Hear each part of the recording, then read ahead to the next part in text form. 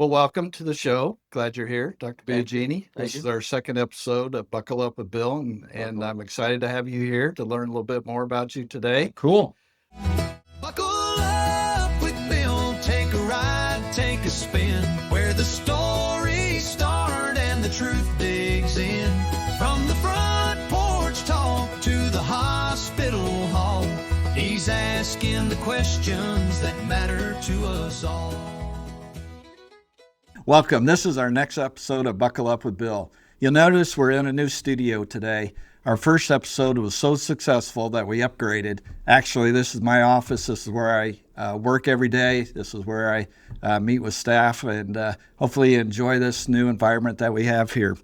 I'm very excited today that we talk with Dr. Tim Biagini. Tim is a Macomb homie.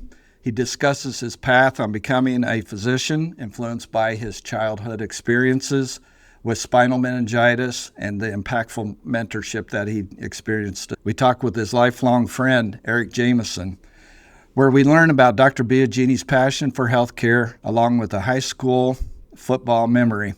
This episode wraps up with a lighter moment where we ask him during Bill's Bullseye segment, what is his choice of a walk-up song? And finally, a reflection on maintaining work-life balance. So buckle up and let's go. Thanks, Eric, for joining us today. As you know, we're doing these podcasts now. We're featuring providers here at the hospital. And our next podcast is going to be Dr. Tim Biagini. And I understand you and him have quite a relationship over the years and all that.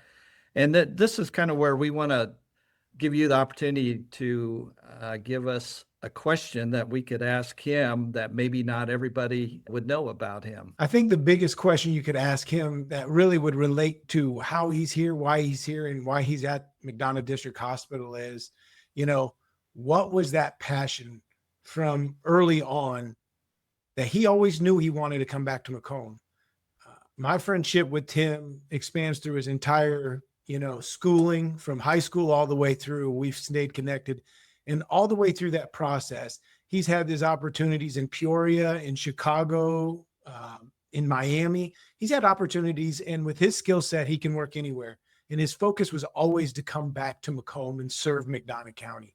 So, posing him a question of why was he so passionate to always want to return here when he had literally any opportunity that he wanted to go anywhere in the world? Mm-hmm. When did he decide to go into the medical career? What was there a certain event, or has he always talked about it? And I think Tim always knew. And the reason I say that is Tim understood at a very young age, I'm talking junior high, how important his grades and his ability to set himself apart as far as his education goes and his extracurriculars. I look back on Tim, and I can't say that he ever told me that as a young person, but I look back, Tim was very focused on his education and understanding how his future might be playing out in today's world, if that makes sense. Yep. Did you play sports with Tim by chance? Yeah, we played football. I didn't play baseball. Tim played baseball. I played basketball with Tim right up to high school. And about high school, everybody, I was a foot taller and 50 pounds bigger than everybody until high school. And when we got to high school, they all got bigger than I am. So I switched over to wrestling. But Tim and I had a great career in football. Our senior year, we went as far as any team's ever gone to this point in Macomb High history. Tim as our quarterback. And you look back on times in your life that were the time of your life. And I think Tim would agree with me. That football season in particular was the time of our life. Any particular event or anything happened during that year that we can mention to him? Throughout that year, we did a lot of two-a-days. And so during the summer months and our two-a-days, we would always end up at someone's houses. There was one of three of us, Luke Ladd, myself, or Tim Biagini's. And the three of us would always end up on one or the other's house. And we made ourselves a big lunch and then pretty much crashed out until the next practice. And Tim always thought us big linemen, he was a true quarterback. he knew who was protecting him and take care of him. And so Luke and I were both offensive linemen, and Tim would always try to cuddle up with us. And us two big guys, all we wanted to do was be left alone. But Tim would always, but he was just not only teasing us, but he also really cared, and he wanted us to know that he did appreciate what we were doing for him, I think. But Tim was always a super nice guy and a little bit of a cuddler. I'll have to bring that up. Yeah, that might be a little embarrassing for him, but that's all right. He deserves it, I guess. No, that's what we're looking for here. I think a lot of that camaraderie and all that is carried over into his career, where he's very, you mentioned about passionate, but I think he's very compassionate too, with his patients, with his coworkers, and everybody else. And I just think he's a solid leader among the medical group, and just does a great job for him. We're just super thrilled to have him as an employee of MDH now, and look forward to seeing where he goes. Anything else you want to add? I would tell you another story Sure. about football that might even a little bit different, but not so much a funny story, but I guess to us it ended up being funny. We played I think it was our junior year. We played Keokuk, Iowa. I don't ever remember us playing Iowa teams, but for whatever reason, we played Keokuk. And both Tim and I dislocated our shoulders in that game. So the next morning I got up early, and my mom took me to McDonough District Hospital to the ER, where I had some x-rays. And lucky for me, holding the weight in the x-ray, I think when they dropped the weight in my hand, I think it put my shoulder in, and I didn't have to go through any more process of having that put in, and it worked out well for me. I won't say that Bruce Biagini is a cheap man. Let's say that he wanted maybe his son to see Dr. Roothouse. But I remember joining Tim the next morning. Tim and I would go to all Western football games together, and Bruce took us out to the game. Of course, we weren't doing real well. And at halftime of Western's football game, George Roothouse put Tim Biagini's shoulder back in the training room at the Western Illinois football game. So I think mine went a lot smoother and easier going to the hospital than having it done at the football game. But regardless, that was quite a journey for the two of us, because we had one heck of a recovery, and both of us still wanted to be committed to playing, and that just wasn't going to happen for us that year. So, did both of you return that season, or were you out for?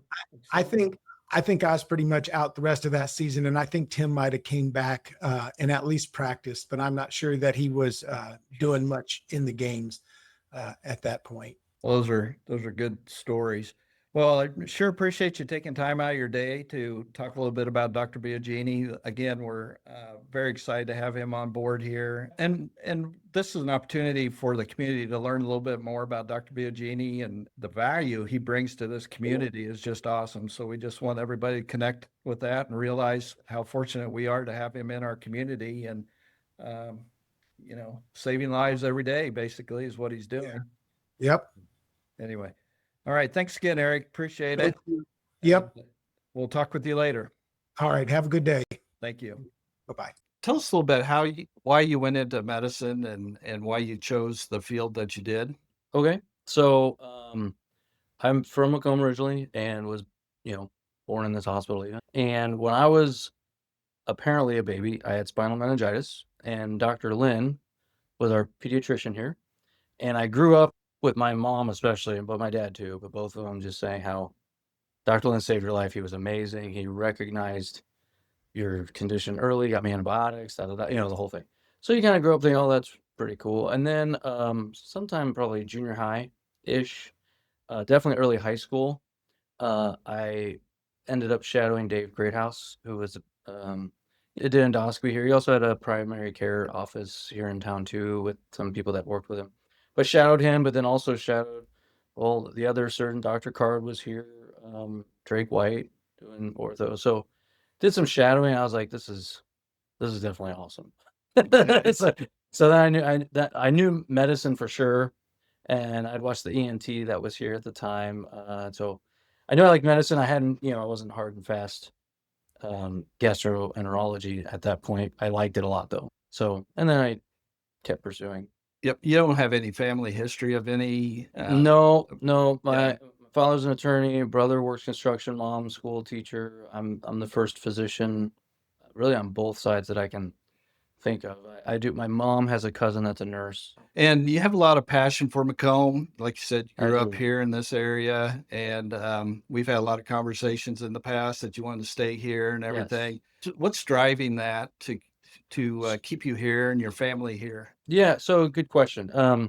I think Warren Buffett says it really well when, when you're learning and you do your just anything. When you're studying biology, you're studying time, okay, evolution and all this. Okay, you're studying economics, time, and then you hear someone like Warren Buffett say, "I can buy anything I want, but I can't buy time." So one of the biggest drivers for me that I love about Macomb is I can be a physician, do my thing, but then I can also be home or be to my kid's baseball game within 10 minutes. Living in cities and your training, even having family in the Chicago area and other cities, like sitting in a car for hours, some days, literally hours. I can't do it. Sure. I don't want to do it. I don't like to do it. And I don't mean this because obviously I have family that commutes hours on end. And so I'm not trying to badmouth anyone. It's not for me. So first of all, I think the smaller town thing provides you that opportunity to hopefully spend more family time. The other thing, obviously, specifically for Macomb is, well, my family, at least my immediate family, my parents, I have some cousins, and then my wife's family is all here. So it gives you another awesome opportunity that not only is it your wife and your kids, but then also your almost extended family. And then, but I've got a lot of friends in this area that I've known them basically my whole life. Now everybody has their family, they've got kids, they've got other things, they're different stages of life, sort of thing. But it's really cool that I can just occasionally get with a friend here and there, or see someone out, and someone again I've known for in some cases my whole life. Right. So all of that taken together, the small town thing, like I don't take for granted. When you work in like in Miami where I trained for GI, like you're covering for 3,000 beds. And you don't know people, they don't know you, and it's just it's very transactional. I guess it's how do I get you in? How do I get you out? Right. Like that's all. What do you need from me? And just move on with life. I hope you have a good life. See, I never see, and then you do your own thing. And so, smaller town, especially Macomb, provides you, at least provides me. I feel like I'm more involved. I feel like it matters more. And again, I understand cities are great for their own reasons. I'm not trying to badmouth a physician in a city. Most of my friends practice in cities.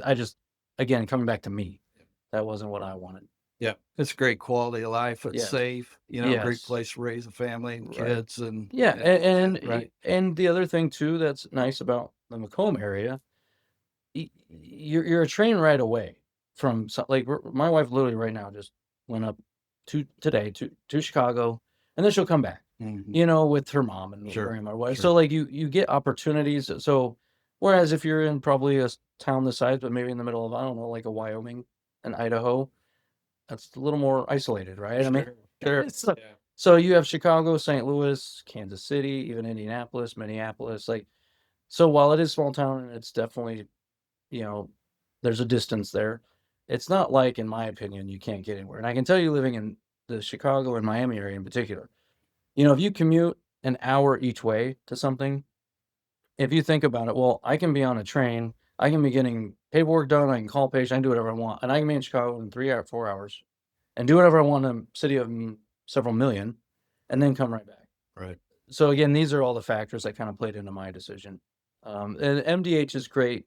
For me, they helped pay for student loans, which so many people cannot understand. I mean, it's hundreds of thousands of dollars to get your medical degree. At least for me, it was. A lot of my friends, maybe had their parents paying and all that, but I had some help. But I graduated with a lot of debt. And so one of the things that small hospitals do more than bigger hospitals is they try to help you. They want you to succeed. Bigger city, obviously more cutthroat. Right. Sink or swim. And if you don't, well, then see you later. Yeah. So. Yeah. No, we're happy to have you here, and glad you're wanting to practice here in Macomb and all that. Why don't you tell us a little bit about your education and your training and how Sure. you got to where you are today? Yeah, so I graduated from Macomb High in '99, and I went to Knox College in Galesburg. I got my undergrad degree in biochemistry. I like biology. Biochemistry was just good for like, in my opinion, pre-med because it mixed physics, biology, chemistry, everything. But I probably like biology the best out of all of them. But then I got a minor in psychology because I did enjoy reading about it and studying it. So major, minor in that, those things. And then went to the University of Illinois College of Medicine, where my first year I was in Champaign, and then second through fourth years I was in Peoria. Now the University of Illinois has changed a little bit about where now if you're in Peoria, you're there all 4 years, Champaign all four, Chicago all four. But when I was there anyway, they had the downstate campuses and then Chicago. So lived in Peoria for 3 years, rotated through mainly OSF, but did some. It was Methodist, I believe it's Carl now. So did medical school there, and then graduated from medical school in '07. I or about there, yeah, and then went to Chicago to Rush University. Rush had a connection with Knox, my undergrad, so I'd always kind of heard about it. And then when you do your rotations, I just loved it. I mean, Mhm. I thought it was because it's inner city, but it's also you got some things that aren't inner city that they do, like they're the team doc for like the White Sox and the Bulls, and so it was really cool that experience. So I'm really glad I went there and did internal medicine there for 3 years. And then I ended up getting accepted, whatever, to the University of Miami. So I lived in Miami, Florida for 3 years, actually on South Beach, and did, Mount Sinai Hospital on South Beach, and then University of Miami systems, the VA, everything. So I was there doing my GI training for 3 years. And so then I moved back to Macomb August of 2013. And so I've been here since. So when you graduated high school in 99 to 2013 to get here, that was all education All and that training. constant. Yep. So Never took any time off. so 14 years 14. of training to Yep. get to this point in your Yes, sir. I don't think a lot of people realize how much training and Yeah, oh yeah, that's things you go into and well, and the other thing too that people, if they don't do it, I don't think appreciate also is just the competitive nature of it. Like and I'm sure by now it's even harder. I don't know, but like Yeah. I mean the it's not just about the length of time you're in school, but it's also just so much of it is about perseverance. Sure. Like I met so many people that crazy smart, and elevators go way higher than mine. I mean, I mean, seriously, like photographic memory, like you name all that stuff. But so many people didn't make it or didn't want to, and it was about perseverance. Mhm. So it's multiple things. It's time for sure, but it's also perseverance. You have to be willing to put your life on hold a little bit. Right. Your 20s are not like the average person's 20s, Right. and that's just just as an example, my organic chemistry at Knox, my lab. I mean, it wasn't unheard of to spend 3 to 6 hours in one day on it. Just one lab, Right. Right. and then you've got to study for MCATs and all that kind of stuff. So, no, it's 14 years of higher Yeah. academic training, I guess you'd say. Yeah, that's amazing. That's a lot. Yeah. Lot of dedication Yep. and Yeah. perseverance, like you said. Yeah, and it's delayed gratification, and you have to keep your head on straight and understand that because now I'm in a position, especially in a smaller community. What's nice is I have, you know, about 50 acres with my house, and you don't get that in Mhm. Schaumburg, so or even in like the Miami-Dade and all that. So there's give and take with everything, Sure. but Sure. you get, in my opinion, the delayed gratification. Right. You have to keep that in. That has to drive you. Something has to drive you because Yeah. all your friends are having kids and they're going to birthday parties and and you're not doing Yeah. that. So you had that end goal in mind the whole time you were Yes, everybody has something that motivates them, or at least I think they should. So what motivated me was completing it and getting through it, and then just kind of saying, okay, we'll see where we're at that point. Mhm. And I had been in talks with this hospital basically since med school, more or less, and it wasn't like a in down my throat kind of. It was just a hey, once a year, let's just have lunch or dinner and just talk. And then as it got closer, it was like one of these, we can offer you a stipend. It allowed you to not have to worry quite as much about check to check. I mean, it's not tons of money, you're not getting rich, but it also allowed you to like, okay, you'd have a month or two in advance rent, whereas like some people obviously living in bigger cities, you just Yeah. take debt, Yeah. more debt, or like a lot of my friends, they'd have a spouse that would pay, or their parents, or somebody else. Sure. And I didn't have that. Sure. The MDH Community Pharmacy in Macomb is open 7 days a week, including extended hours on the weekdays for your convenience. Our team is available to answer questions about all your medications, and we offer free local home deliveries.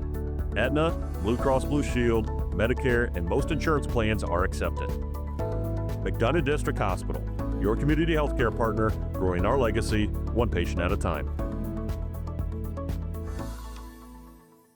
What's some of your biggest challenges today in healthcare? What are you seeing? What keeps you up at night, if Yeah. anything does? I don't. Oh no, it does. No, Yeah. you're silly not to try and anticipate challenges in any profession, in my opinion. But healthcare, the elephant in the room is definitely financial.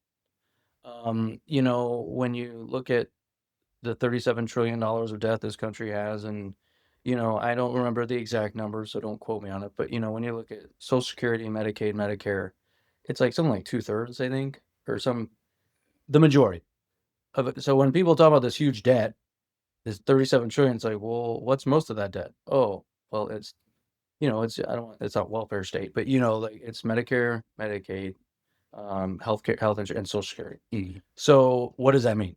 At some point, and you'll even hear people like Elon Musk and others talk about, I don't know what that point is, but at some point, you can't just put it off, right? I mean, at some Right, point, right. it's gonna go. So that definitely I think about a lot is the financial part of healthcare.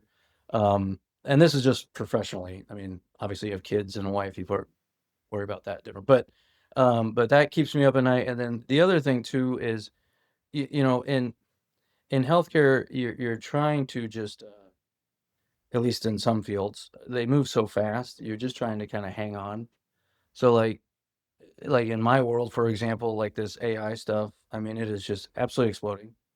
You're just trying to maintain some semblance of knowing what's out there. Mhm. I mean, there's scopes now that are doing 3D reconfiguration. They're telling you the computer is helping you know exactly how much and what to resect, what looks benign, what doesn't. It can now do special sound waves or some crazy stuff where basically like it tells you the vasculature within a lesion. So like before you ever even cut on something, you know exactly where a blood vessel is or isn't.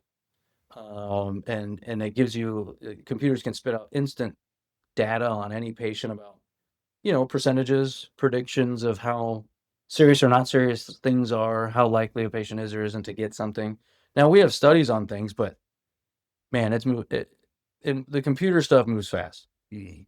So it, I don't want to. It's not like I don't worry about it as far as like, oh my god, I'm scared of it. But you don't want to fall too far behind. Yeah. So and then I'm taking on top of that, then it becomes also, okay, we have this AI stuff. Well, then what do we do with it? And is it worth it for a hospital to invest in something like that? And those are things that are getting studied essentially every day at this point. So, and it for the most part, it's good. A challenge I would say for the GI world is, in my opinion anyway, just because a computer can look at something, it doesn't mean it knows what it's doing. It's still a computer. So it has to be taken in total. And then also too, when you look at, they call it I was just reading articles the other day, but I believe they call it like scope drift or endoscopy drift, where instead of a gastrointestinal specialist doing something like, oh, well, no offense, but this nurse can hold on to a camera and let a computer tell it what to do. And it's like, well, is that the same quality? Obviously, there's going to be studies coming out that show probably not. But people, as you know, want to get their hands on something, and then they want to, well, like in this town, put up a stand somewhere Sure. and say, oh yeah, we can take care of it, no problem. Yeah. And I got a computer. That's like, well, that's that's not the way it works. You know what I mean? And at least not yet. Yeah. Yeah. So Yep. that's going to be a challenge. Yeah. So in preparing for this interview, I guess, we interviewed Eric Jameson. Oh, to good. Get, Who has no personality? oh, right. Eric has nothing to say. Okay. So he'll be watching this. Eric has nothing to say. A good friend of yours. Yeah. Well, again, grew up with him for my whole life, Right. basically. Yeah. No, Eric and I go back. I mean, Long grade time. school, long time. Long Yes, a lot of gutter. So we asked him what, Oh, God.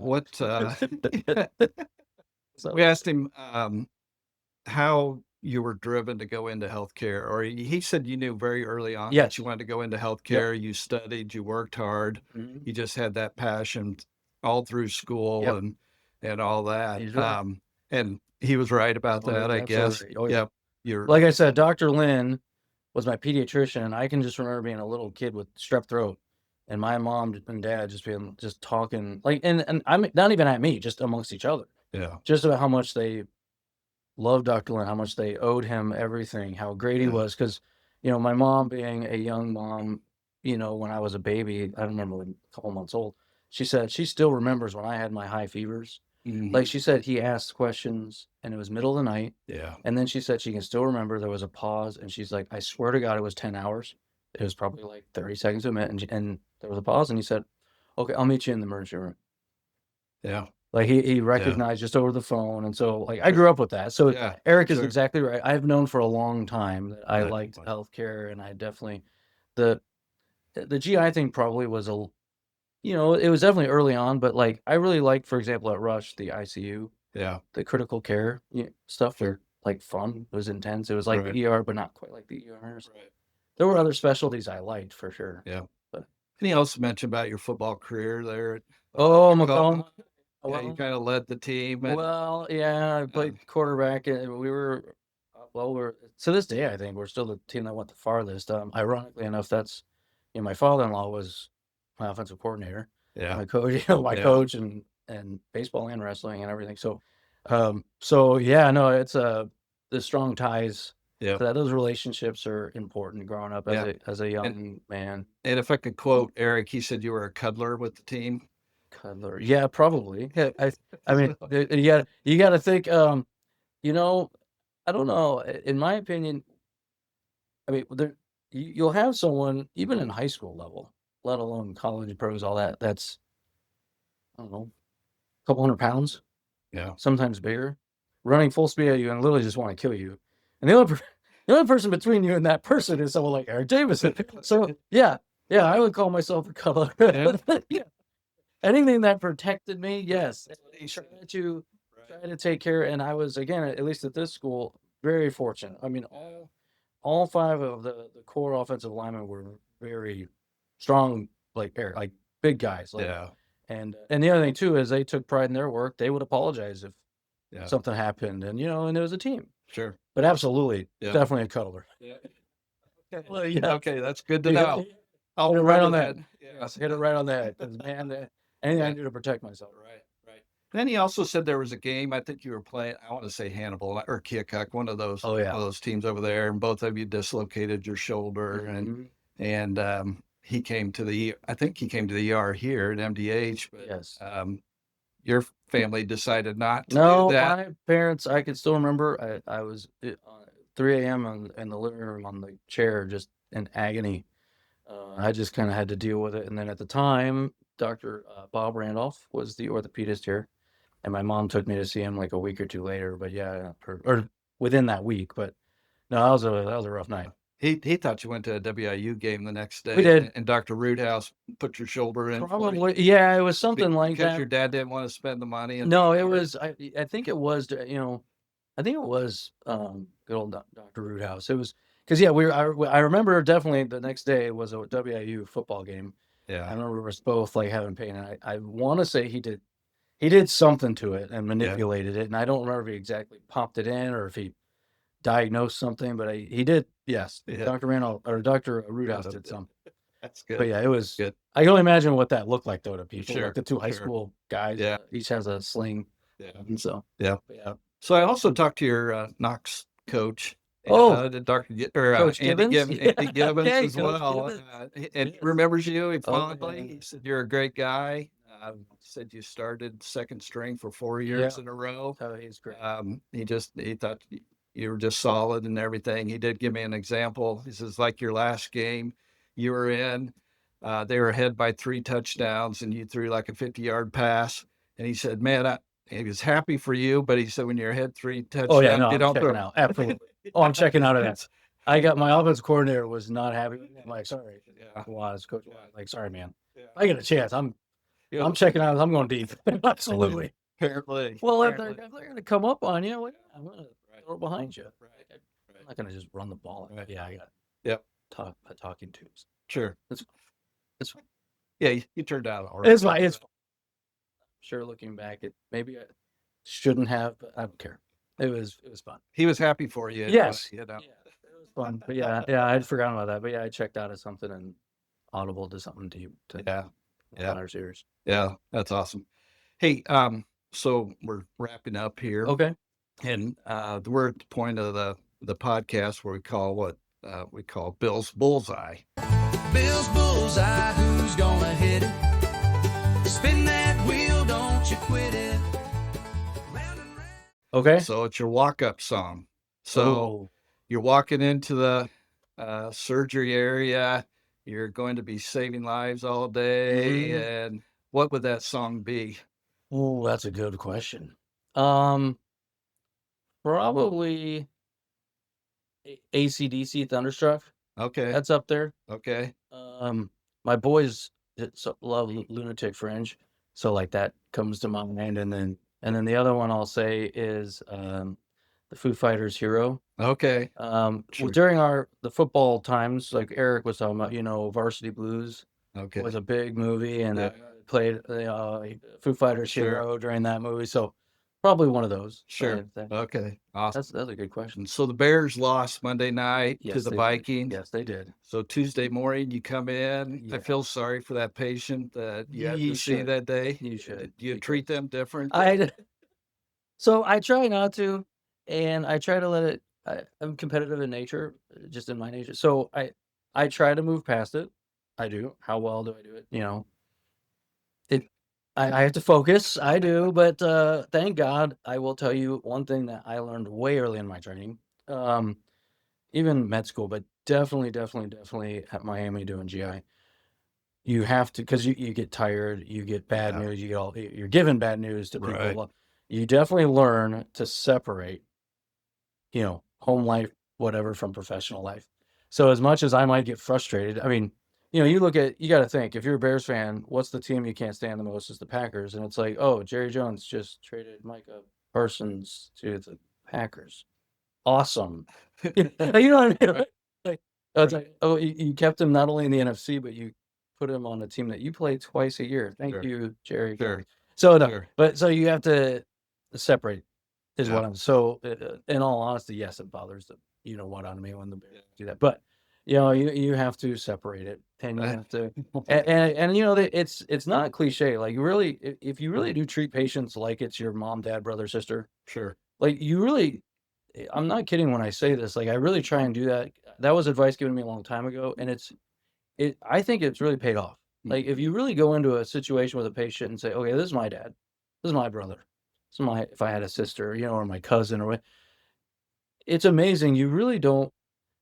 You'll prevent yourself from trying to cut corners and from not being, I think, a little more empathetic to what's going on. Yeah. Forcing yourself to look at the other side of something. Knox College is very liberal, but what I do say is a great thing about it was, if nothing else, it taught me is there's two sides to everything. Yeah. And you just because you think what's going on, you don't. And Right. and in med school, the joke is when you hear hooves, don't forget about the zebras. Okay. Because usually you think horse, but it's like, Right. oh, it might be a Right. zebra. And so Right.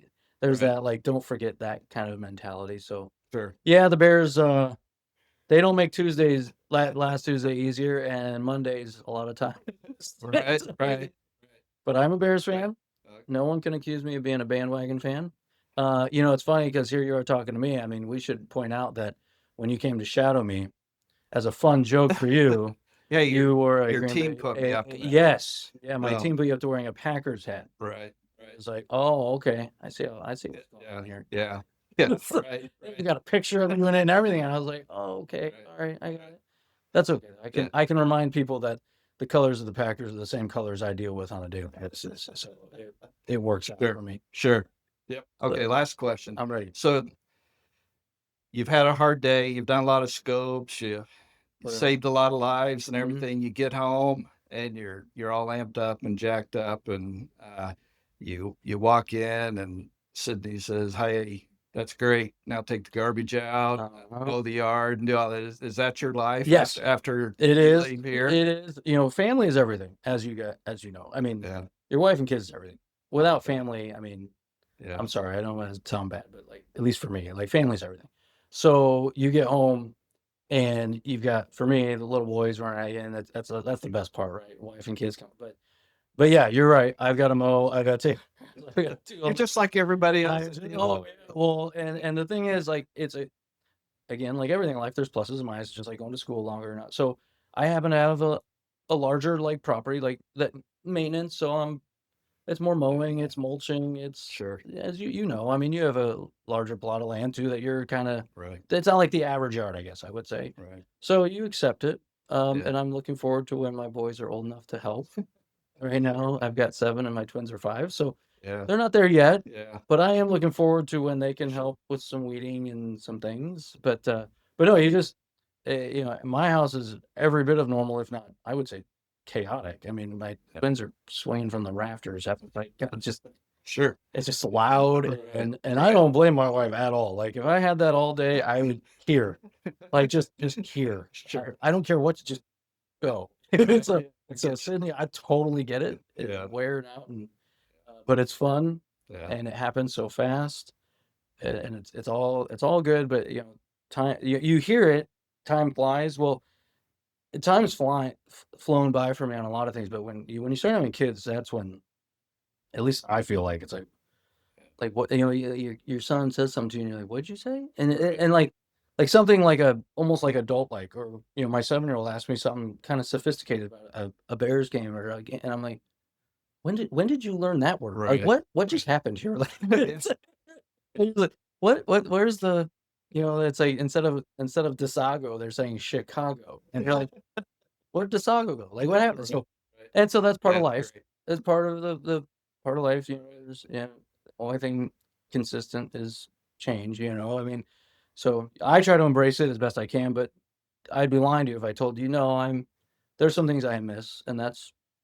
part of being a physician, especially in a small town. You know, Sure. if I'm in town, basically I'm on call. Yep. Yep. I've got 2 calls last night Yep. from the ER. Some nights, none, right? I mean, it just, that's part of a small town thing. Yep. And you're Yep. on call and you're busy and you just have to accept it. And my kids, they accept it. My phone rang a couple times. You know, Dr. Griffiths called me about someone last night around dinner. We're sitting at the Sure. dinner table, and that's just part of it. Yep. Yep.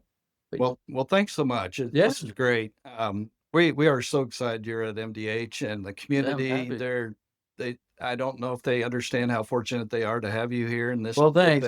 No, you know, Uh, and I don't say this to toot my own horn, but really also to help for the hospital, not just me, but like one of the top 3 shortages of specialty care is, and you can look at the New York Times. This isn't me talking. Is gastroenterology, Mhm. and they're saying in the next 5 years the country's going to be about 6,000 gastroenterologists short.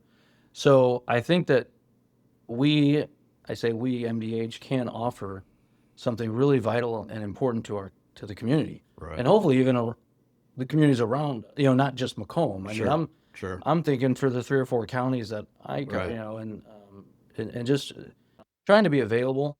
You know, when you talk about what keeps me up at night, it's not like for me personally, but I think I talked about AI, but like on a bigger scale, see, unfortunately, politicians just assume access to care. When they talk about things, that just gets, oh, you have access, people have access, and so that's what we're going to make our reimbursement rates on it. And it's like, no, that's not at all, as you know, because you deal with it way more than I ever have on your personal and your life with managing the hospital in the area. It's like, no, you don't have access. That is not 100%. and just because you have a helicopter doesn't mean if there's a storm, it's going to fly. Right. Just because someone's having a heart attack doesn't mean they have an ambulance to take them somewhere. There's a lot of, in rural health especially, things that people don't truly understand. I can tell you because, again, having been in hospitals where you have literally everything at your fingertips. Oh, you got to go to the cath lab? Yes, down the hall. Right. They're waiting. Right. Oh, you had whatever trauma, car accident? Yeah, okay, the trauma surgeon, the trauma team is sitting over here. I mean, when you go to like the OSF and not Rush, but Miami, like they had trauma teams that literally would just be sitting playing on their phones waiting for the phone to go off. Sure. That's all they're doing. Sure. They're just waiting. Yeah. Oh, helicopter or ambulance or whatever. I mean, so those are things that for the country at large, but especially like this community, I think you're going to have to deal with. Well, we already are, but you worry that that's going to Right. condense. Right. That's going to get worse. As you know, you're trying to balance ambulance costs and helicopters and all these things go into access. Even if you have someone that is willing to, that doesn't mean it's going to happen. Yep. Yep. So, Well, thanks so much. No, thanks for the what invite. you do. Yeah, no, that's thank you. great. Yeah, it's been fun. All Let's right. do it again. All right. We'll see you. I hope you enjoyed this episode of Buckle Up with Bill with Dr. Tim Biagini, a very handsome man on the magazine of MDH Today. Next time, please join us for more behind the scenes of MDH. You'll notice we have a new studio with us today. I'm starting over. You're going to look good. Yeah. We're here to make you look Yeah, that's exactly right. I hope you enjoyed this episode with Dr. Tim, our cuddly physician, Dr. Tim Biagini. See ya. See ya. Hope I hear a lot of laughs. Yeah.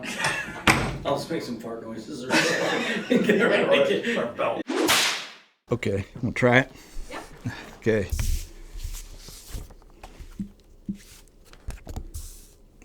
I'll get this right someday, Lindsay. Buckle Up with Bill is an original podcast hosted by President and CEO of MDH, Bill Murdoch. It is produced and recorded within the brick walls of McDonough District Hospital by Lindsay Douglas. Original music, logos, and production support by Kim Thorman. Physicians, providers, and staff appear on their own time, and no patient care time is sacrificed for production. Tune in next time for another episode of Buckle Up with Bill. Buckle up with Bill, take a ride, take a spin, where the stories start and the truth digs in. From the front porch talk to the hospital hall, he's asking the questions that matter to us all.